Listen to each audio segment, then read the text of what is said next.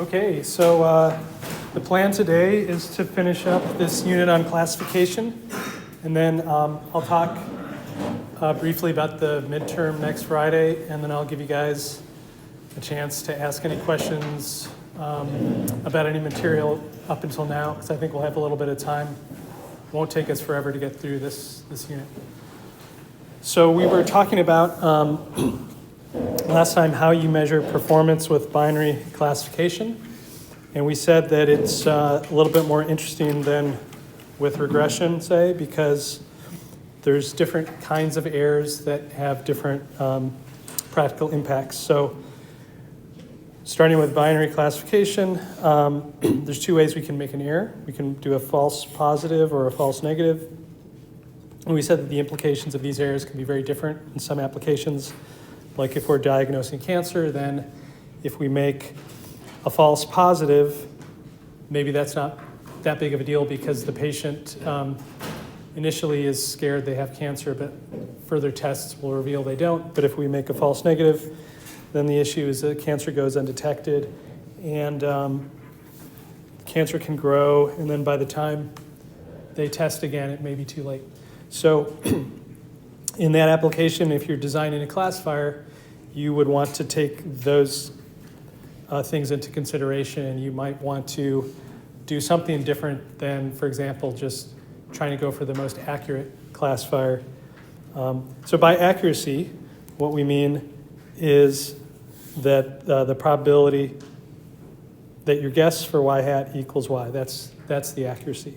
So based on this table, one way we can think about this table is imagine that you do like 1,000 experiments and you just tally how many times did you get a true positive, how many times you get a false positive, and so on. So you could think of these guys as counts, for example.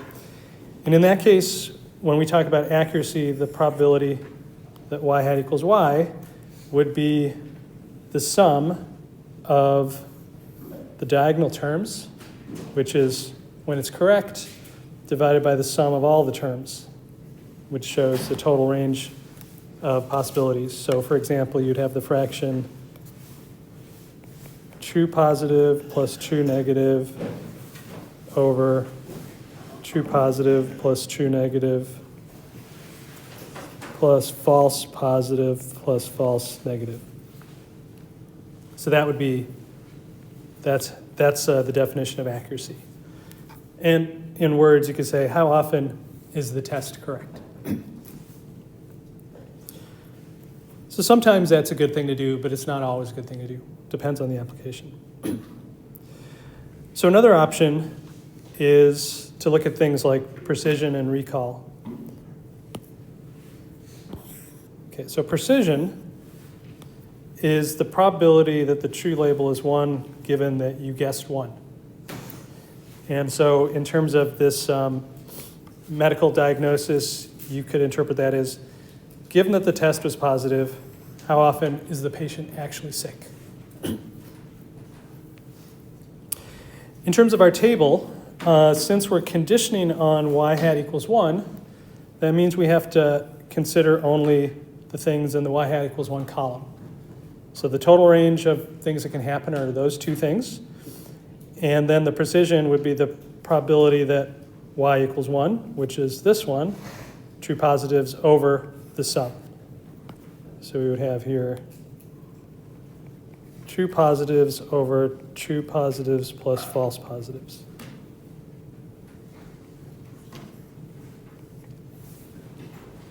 Okay. Another thing you could do is you could look at what's called recall. So in this case, you're swapping y hat and y. One way to interpret this would be, given a sick patient, how often is the test positive? So if they're actually sick, how often do you detect it?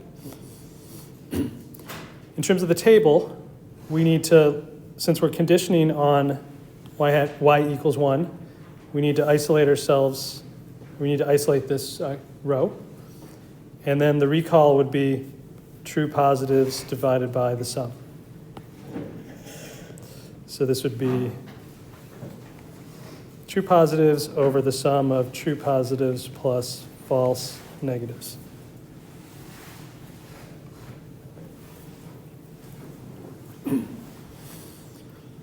Now these things, precision and recall, are usually considered together. The reason for that is if you think about it a bit,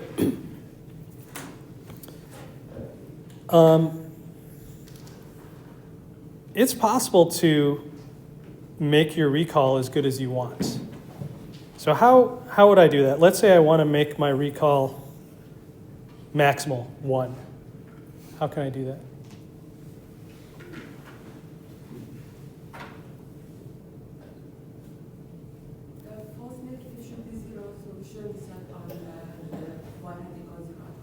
Yeah, we always say y hat equals 1, right? No matter what. So if y hat is 1, no matter what, we always guess y hat equals 1. You know, whether or not the truth is 1, then we will get this to be this maximum value of 1. But that's sort of a trivial test, right? If I just always say y hat equals 1, no matter what.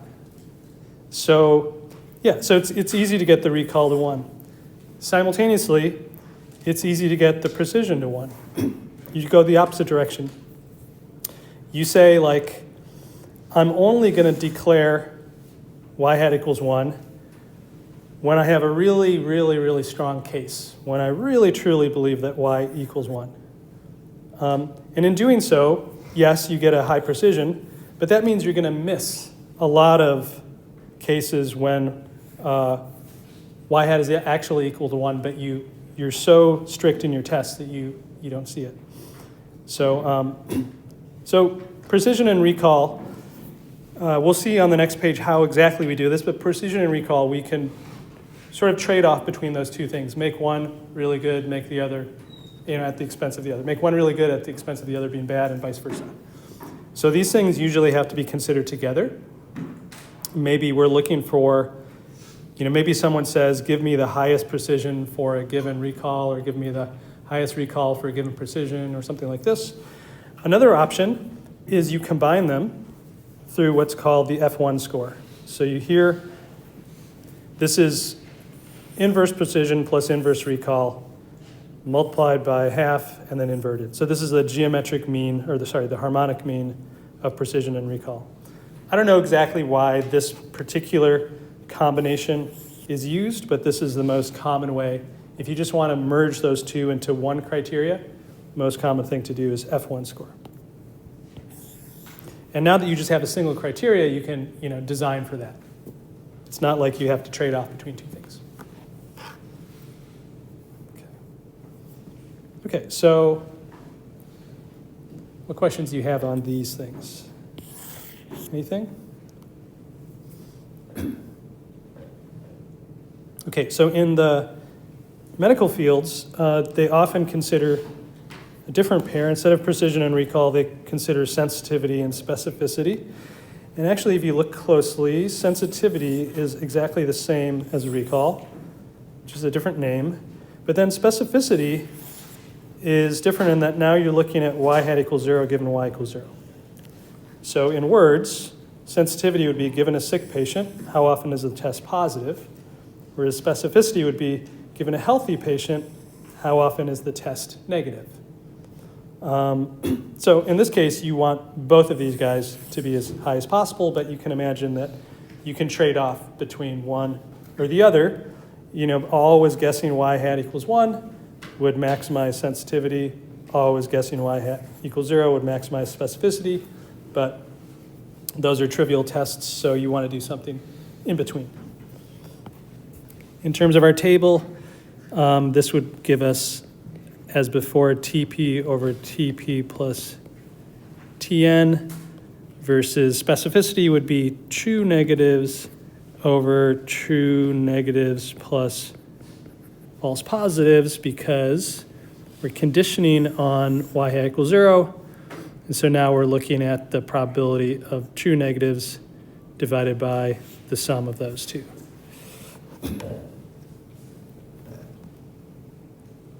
Okay, so these are the typical things in terms of metrics people look at when designing classifiers. And it really does depend on the application. Should it be TP over TP plus FN? Oh, maybe did I? Oh, yes, it should be FN. Sorry about that. So this one over here, this green one should be FN. Okay.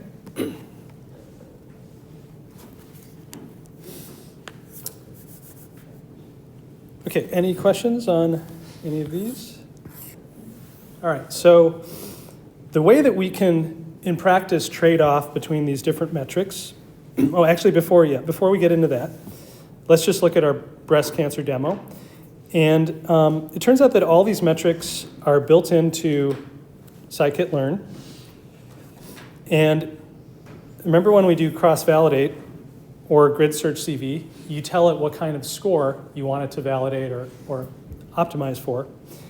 And previously in regression, we looked at, I think negative mean squared error was one, R squared was another one. I think RSS is probably in there.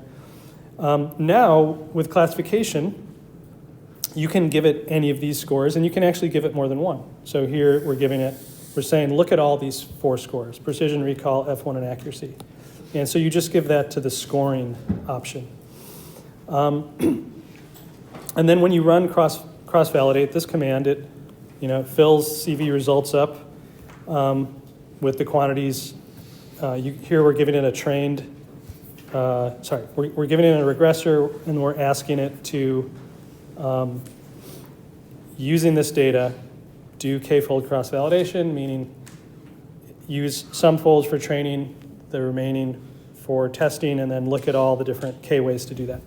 So once it does this, it computes all these 4 metrics, and then we can extract the performance from CV results.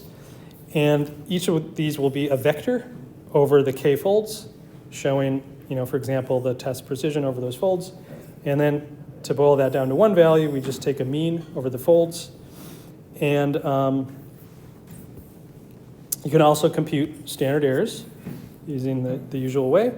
And then we can print things out. So in this breast cancer demo, you can see precision and recall and so on. They're all, in the 0.95 region, and the standard errors are, about roughly 0.01. That gives you a sense of confidence to which you can say, like, how precise are these? Should I really be focusing on the last 2 decimal points? No, probably not, because the standard error is 0.01 roughly. Okay, so the point is that sklearn gives you a very easy way to either measure the performance of a classifier for these metrics, or to do cross-validation like grid search tuning for any of these metrics. All right, any questions? Okay, so now let's talk about how you could do a trade-off between, let's say, precision and recall. So if you think back to how we said we do linear regression, it's a 2-step process. The first step, we compute this test score. And if we're doing logistic regression, then we know we can convert that score into a probability that y equals 1 through this logistic sigmoid. Right, this is our sigmoid function. This function looks like this. This is 0.5. This is z. This is 1. This is 0. So given a score, we can map that to a probability. That's what the sigmoid does for us. And now, given that probability, what we can do is we can set y hat equals 1. This is our hard decision. Whenever that probability exceeds a threshold t that we can choose. If you think back to how we did this originally, in this unit, we always assumed t equals 5. So t equals 5, remember, right? That's when this probability is here, which means z would be 0.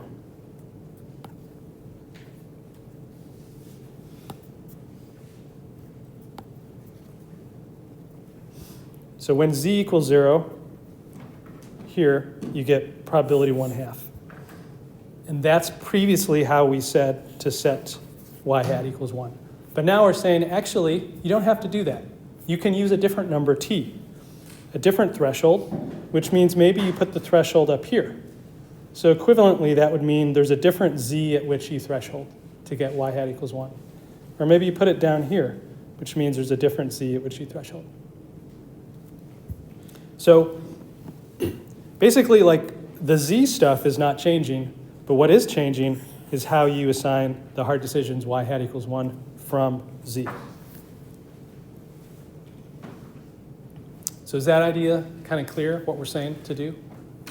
We're revisiting how we make hard decisions in our two-step linear classification procedure. We're saying there's actually an extra degree of freedom. We didn't consider it before, but now we're going to start considering it. So let's take a look at precision and recall versus this threshold t. So you can see, here's our recall. Recall is one that we said, if we always set y hat equals 1, we will maximize recall. We can get a recall of 1. And that's what happens over here. So as you go this way, recall improves. That means your threshold goes to 0. So notice from this graph, if my threshold is at 0, that essentially means I'm allowing all z. No matter what z is, I set y hat equals 1. And that's what we said to do earlier. We can actually do that by setting the threshold t at minus infinity. Or actually, sorry, we're setting threshold on z at minus infinity, but the threshold on the probability, we'd be setting that to 0. So we would always guess y hat equals 1. Of course, when you get that perfect recall, you can see your precision is really bad. If you take it to the other extreme, let's say you set t at 1, that means that essentially you're never going to report y hat equals 1. You're always going to report y hat equals 0. So in this case, your precision is great, but recall is terrible. Okay, so in general, we can navigate between precision or recall however we want to optimize those two by choosing the threshold somewhere.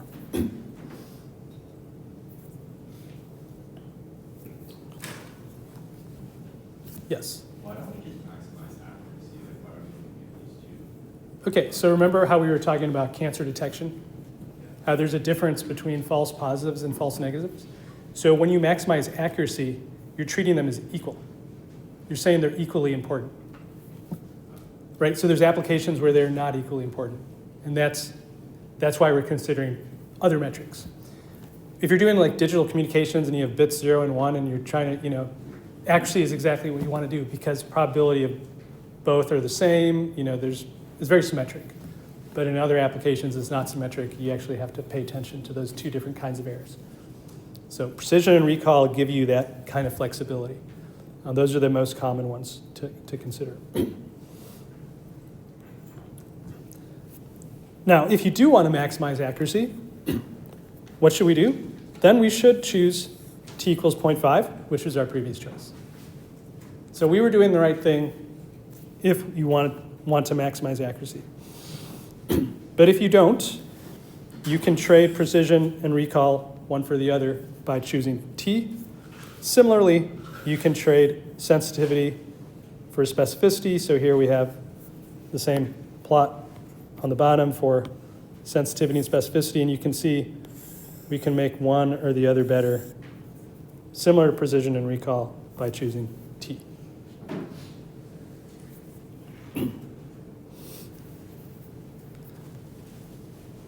So let me ask you this. Does this change how we train?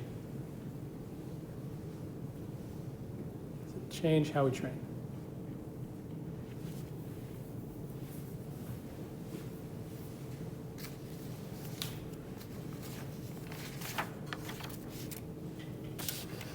So I don't know. Let me. Is Peyton Groylich here? Yeah. What do you think?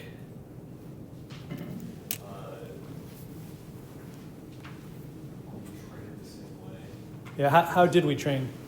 How did we say to train in this unit? Train it as What methodology did we use to train the classifier B and W? Oh, binary classification. Yeah, how did we decide to do that in binary classification? I just set them to t equals 5 equal 4, 5. So the question is, how did we train B and W in this unit? We have to come up with those things, right?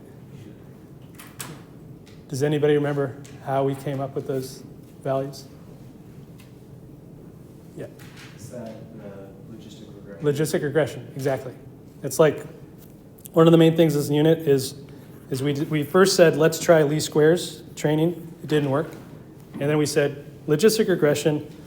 And when you think about logistic regression, what did we do then? So we came up with this cost function. Let's see, let's go back to the binary case. We started by saying, let's build this probabilistic model, which is this sigmoid. Here's the sigmoid. Then we said, let's apply maximum likelihood with that sigmoid model. Went through this derivation, and then at the end of the day, we said, this is what we're going to do. So here, you can see we're never really making any decisions about thresholds. We're not making any hard decisions at all. Never. We're just saying, we're kind of treating this as a regression problem, almost like, there's some sort of targets or, predictions of something, and we have a particular loss. There's no y-hats. That only happens afterwards. So the nice thing is, nothing with how we train changes. This is purely something, once we're done training, as you make decisions about how you want to trade off between the different metrics, you can just apply that. After training, you get these z's, and then you threshold as you wish. So that's nice. There's a decoupling.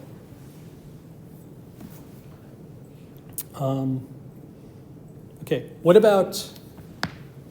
I'm doing something like training binary logistic regression, but now I'm using the ridge or lasso regularization, and I'm trying to tune that parameter alpha or C in scikit-learn.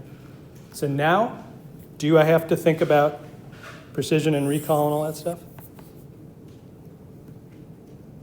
What do you think? Let me ask, is Declan Johnson here? I'm here. Yeah.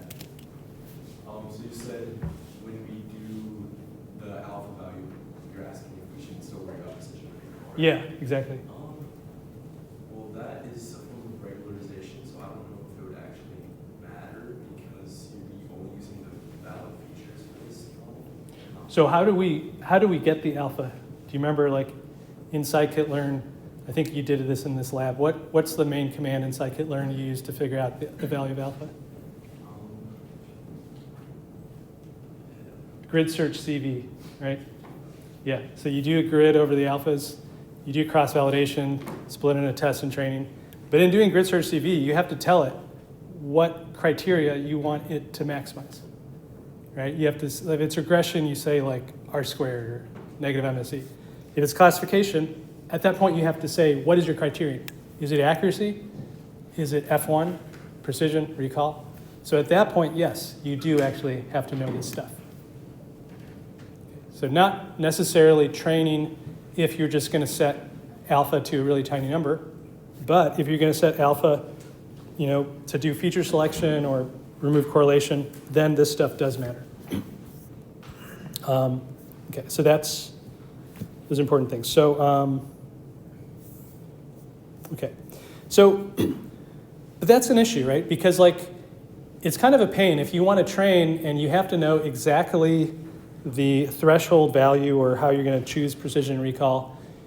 It's kind of a pain because if like your boss says, no, I want a different weighting between precision and recall, then you have to train everything over again. So that actually motivates another approach which tries to get around that whole issue. And the way that it's usually described is in terms of the trade-off between true positive rate and false positive rate. So these are two other quantities. Here I'm showing you as a function of the threshold t. So the true positive rate is this is basically the same as what is this, the same as, trying to remember which one it is. Same as recall, this one. But then this one over here, false positive rate, is different. These are very commonly talked about like in radar. In fact, this term receiver operating characteristic, I think, is from radar. So, and these things also have a sort of trade-off. Like, basically the true positive rate is something we want to be large. So you want this to be large. But the false positive rate is something we want to be small. So, you know, as we move t, this thing we want to be high decreases, which is bad. But this thing we want to be low also decreases, which is good. So again, like we have sort of a trade-off. You know, we have to know more about the application in order to know where we want to be along this curve. And again, that's an issue, because if I have to know the threshold in order to train, then maybe I have to constantly retrain as I change my thinking about that threshold. So, so there's this thing called the receiver operating characteristic, which is a plot of, on the horizontal axis we have false positive rate, on the vertical axis we have true positive rate. And as you change your threshold, you move between them. So when the threshold is 0, you can see that we get maximum true positive rate, 1, right? So that's here. When the threshold is 1, we're at that corner. And as you change the threshold, you move along this curve. Different points along the curve as you change the threshold. But at a high level, where we really want to be is we want to be towards that top left corner, because that's when the true positive rate is high, but the false positive rate is low, right? So the closer I am to this corner, the better. And so that means when you're designing a classifier and you plot this, a better classifier is going to be closer to this ideal curve that does something like this, where the true positive rate is like 1 everywhere until you set t equals 1, and then all of a sudden it goes to 0. Whereas a bad classifier might look like this. So the better your classifier, the closer you are to this perfect curve. And that actually gives you a way to measure the quality of the classifier that's independent of a particular choice of t. And it's in particular, it's called the area under the curve. And in this case, or AUC. And there's different ways you can set this up. Here we're saying it's the area under the ROC curve. So in other words, we are saying to integrate this area. So what's the largest we can get based on the picture? Let's see, is Mujing Li here? Yes. Yeah, so what's the largest area we could get just if you look at the axes? 1, exactly. So that's like, so AUC is a way of judging a classifier. And if your AUC is 1, that's perfect. So in general, that never happens. Maybe you get an AUC of like 0.99, you're very happy. As a reference, if I built a classifier that ignored my features and just like randomly gave me a uniform number for that probability, like basically just like random guessing, I would actually get this curve. This would be my ROC curve. That's the worst you can get. That's randomly guessing. And what's the area of that? Half, right? So a half is the worst you can get.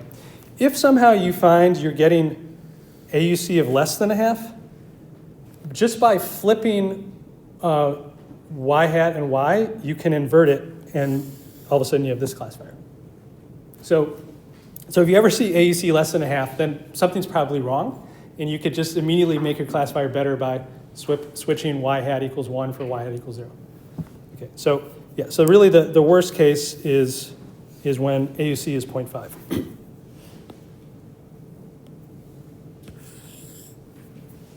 Okay, and AUC is also something that you can get in scikit-learn. You can compute this ROC curve, and then you can get this ROC AUC score.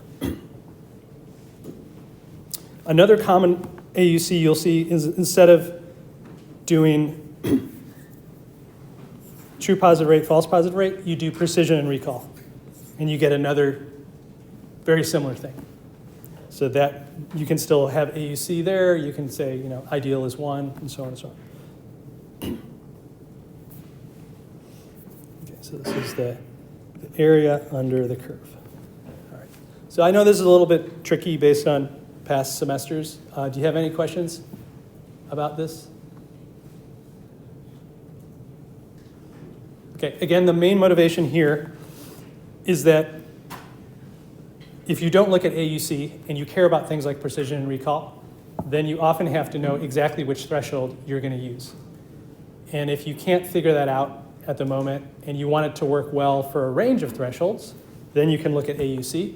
And that sort of gives you like a threshold independent way of assessing the performance of a classifier that is not just at looking at like things like accuracy. It's really trying to look at precision and recall based on like a range of different values you might choose later, range of different thresholds. Okay. All right. Any questions? Yes. Can you also define a cost function instead of cost risk function, different costs? A cost function. So we have our cross entropy is our cost function, I would say, for training our parameters. Or we also regularize it with L1 and L2. But when these are the most common ways people judge classifiers. So there's certainly other ways. I don't know if you have something in mind. Because risk is very common in the communication system, but it's not that common here. So, depends what you mean by risk. For risk, it's like the expected loss. You have to then define a loss, right? So here, in some ways we're doing that. We're looking at, you can think of probabilities as expectations over indicators. So I don't know. In some sense, these are all some different kinds of risks, but yeah. These are the most common ones, but it's certainly possible to imagine others. Okay, so, all right, any other questions? Okay, so we've talked a lot about the binary case. What happens in the multi-class case? So things get obviously more complicated. In multi-class, there's many possible error types. We could build this confusion matrix. We saw it earlier for the binary case, but now it's a lot bigger. We have k possibilities for the true label, k possibilities for our prediction y hat. And so there's all sorts of ways we can make correct decisions, which is the diagonals. And there's all kinds of ways we can make errors, which are all the off diagonals. So that's a lot of information there. It's hard to know what to do with all that information. So let me first say, one way to build the confusion matrix is just to put in counts, like numbers of how many times these things happened. When you do that, it's sort of hard to interpret what's going on. So a very common thing to do is to normalize every row so that it sums to 1. In that case, you can interpret the numbers as the probability of y hat, being some value given a y. So if we normalize sum to 1, then the kth entry of the table can be interpreted as the probability that y hat equals L given y equals k. So that's typically done when you present a confusion matrix. You make sure that the rows are normalized to sum to 1. And furthermore, then you can look at the diagonal elements, and the diagonal elements will tell you the per class accuracies. You can just read them off the normalized table. Okay, so now then there's a question, how do you combine those accuracies for each class? So the most common thing to do is to look at the overall accuracy, just the probability that y equals y. So just basic probability tells us this equation. We could look at probability y hat equals k given y equals k. That would be the kth diagonal element. Then we have to multiply that by how often y equals k happens. And finally sum over all the different k's.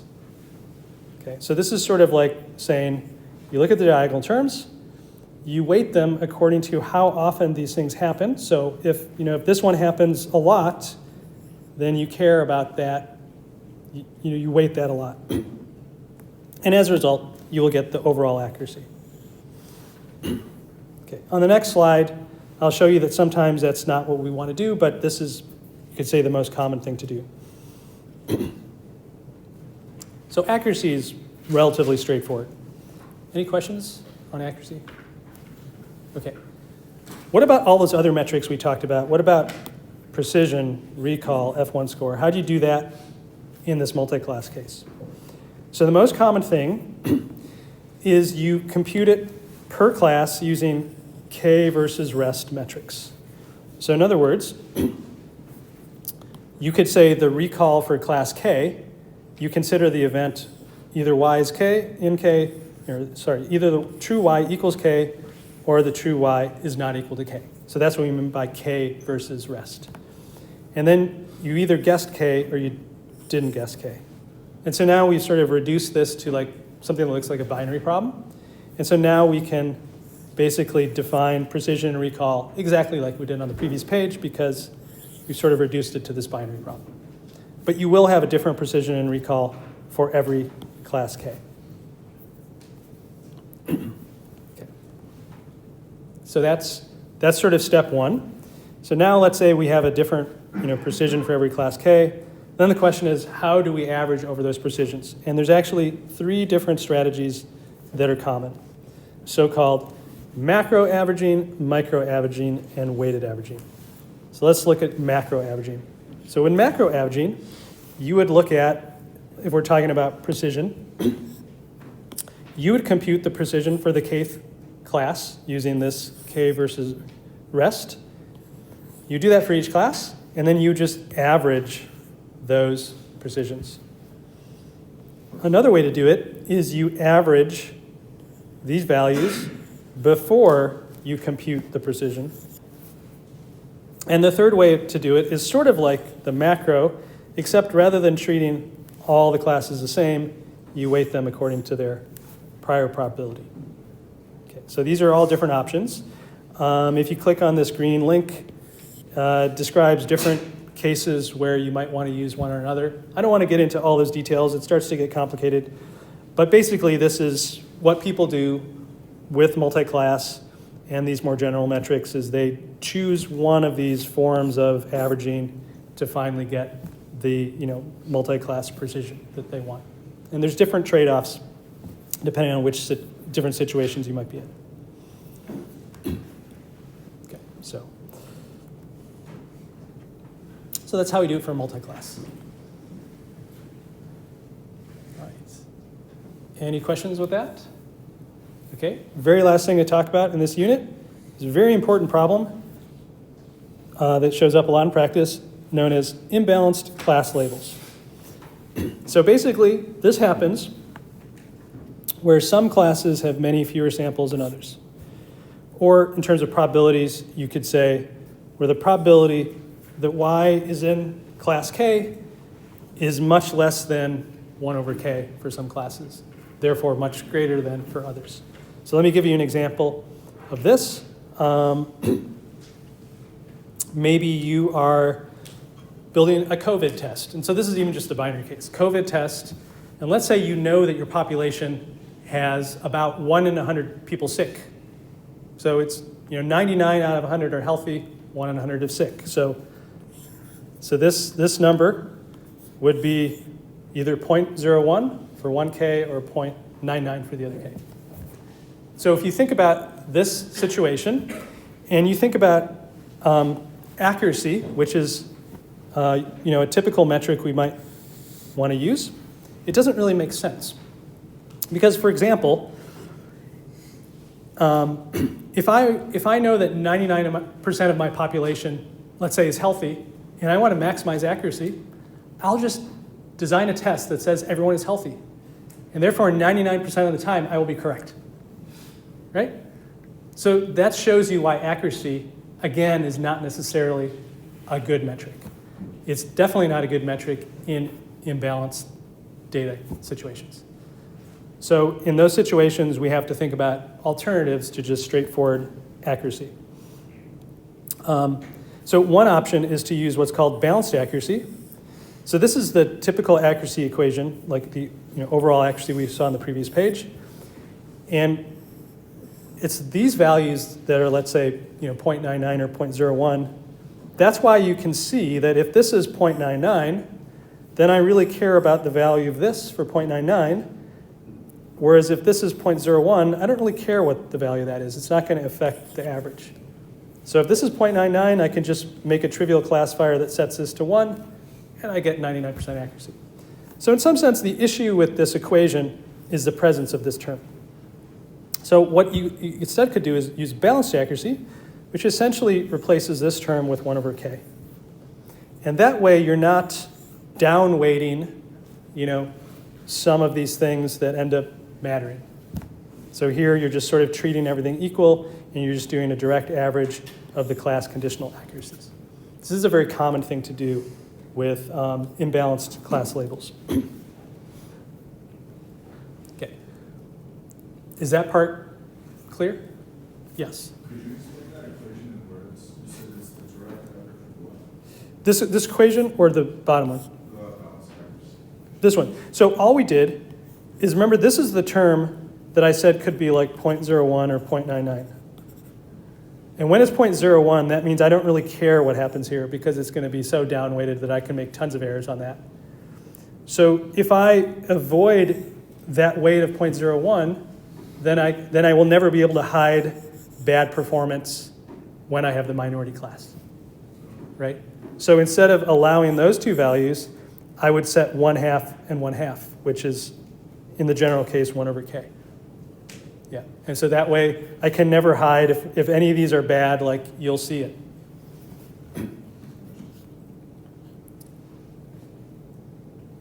Okay, so great. Are you clear? So that's one of the things we want to do when we have imbalanced data. But it's not the only thing we can do to help. So another thing is if you think about cross-entropy loss, or whatever loss you're using for training, you always have something of this form, where you sum over your training samples, and you have whatever loss, cross-entropy here, for that training sample. So if you think about this, in this imbalanced case, for most of your I, maybe 99% of your I, it's going to be from one class, and only 1% is from the other class. So that means that the loss you're training with is itself kind of imbalanced. It's focusing on the majority class.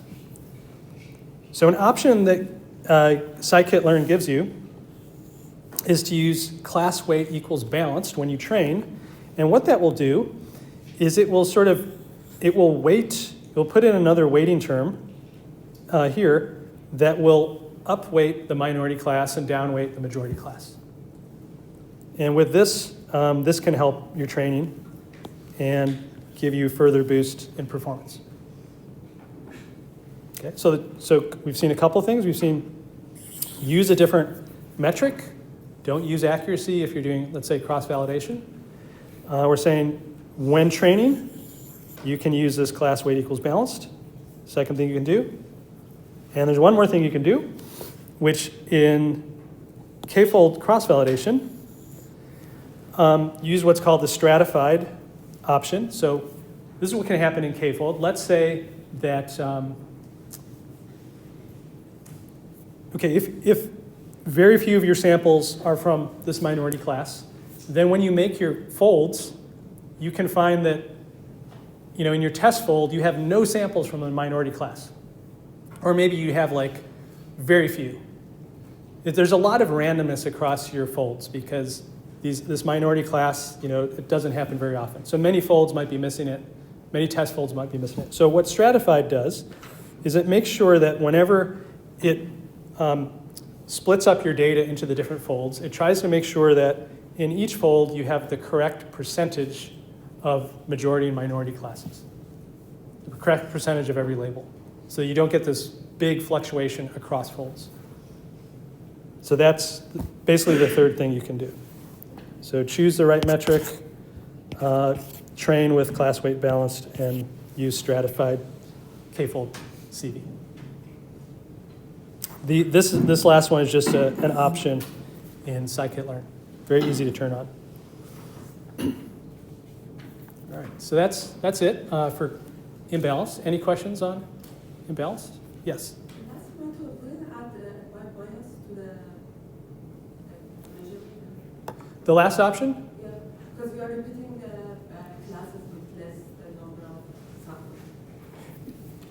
Oh, so you mean the stratified one? Yeah. No, you're not. So all it's doing is, like typically you randomly shuffle and then you split up into folds, right? This is saying it's going to avoid the shufflings that give you kind of extreme numbers of. When it shuffles, it's trying to give you shufflings where you have the correct percentage within each fold. Because when you have very few samples from one class, you'll see that in the test fold you may never see them, or you may see them like twice as often as they actually happen because quantization errors are now significant. Because your folds might not be that big. So that it's just trying to avoid those shufflings. So I don't think it gives you a bias necessarily.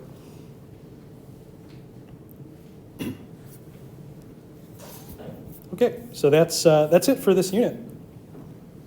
Any questions? Okay. All right, great. So let's shift our discussion to the midterm next Friday. So the midterm is not going to cover this unit. You haven't had any homework or labs or quizzes on it, so you're not going to be tested on it. So it's just going to cover basically Unit 2, linear regression, Unit 3, model order selection, Unit 4, feature selection, and maximum likelihood. That's the focus. Plenty of material in those units. The style of the midterm should be similar to the first one, should be similar to the homework problems. So doing the homework is the best way you can prepare for the midterms. I will post a practice midterm sometime this weekend. On any given midterm, there's only space to ask a couple questions, right? So if the sample or practice midterm does not test on one concept, that does not mean that it won't show up in the actual midterm. So don't overfit to the sample midterm. You're allowed to bring in one 8.5 by 11 piece of paper, one side, with handwritten notes.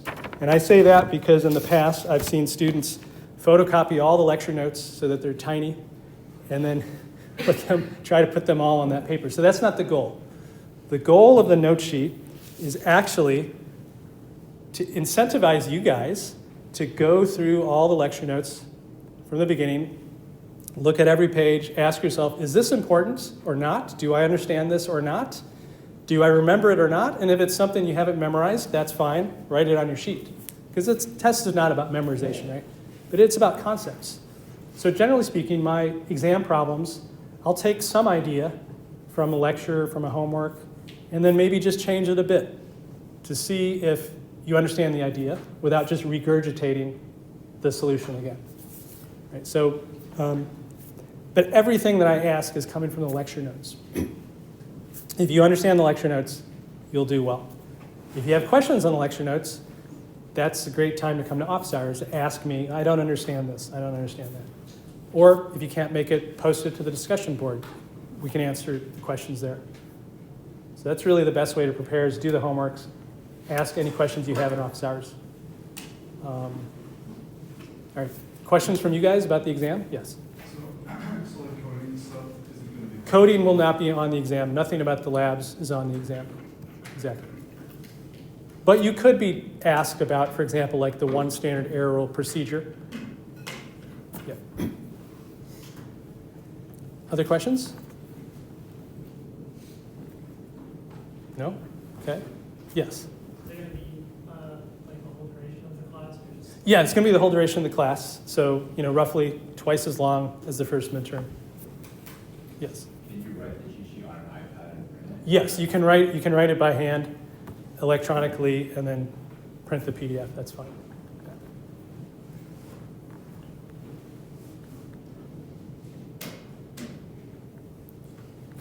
All right. Any other questions?